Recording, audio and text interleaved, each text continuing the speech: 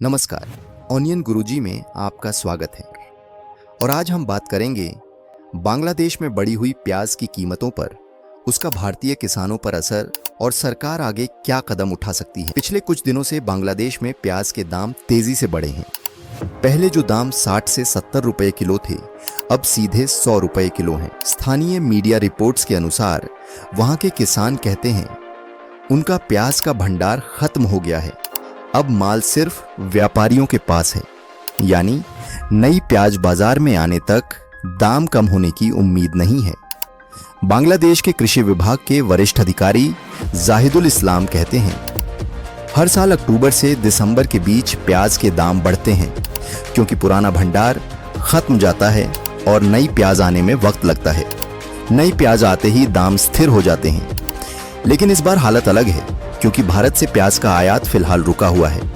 अब सवाल ये है, भारत क्या कर रहा है?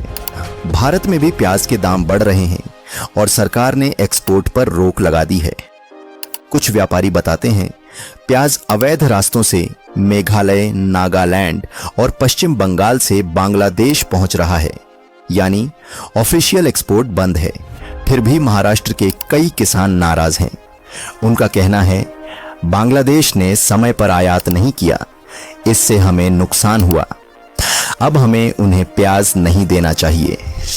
कुछ किसान तो साफ कहते हैं हम अगले सीजन में बांग्लादेश के बाजार पर निर्भर नहीं रहेंगे। बांग्लादेश के वाणिज्य मंत्रालय ने कहा है 2 से 3 हफ्ते में नई प्याज बाजार में आ जाएगी, इसलिए फिलहाल हम आयात की इजाजत नहीं दे रहे। लेकिन स्थानीय व्यापारी कहते हैं वो प्याज दिसंबर के आखिरी हफ्ते में ही आएगी। यानी अगले कुछ हफ्तों बांग्लादेश में प्याज महंगी ही रहेगी। भारत और बांग्लादेश के संबंध पिछले कुछ महीनों में तने हुए हैं। पानी बांटने से लेकर एक्सपोर्ट तक कई मुद्दों पर मतभेद दिख रहे हैं।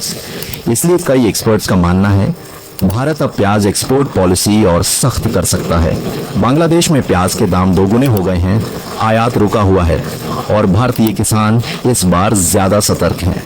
अब बड़ा सवाल प्याज बेचना है या रखना है।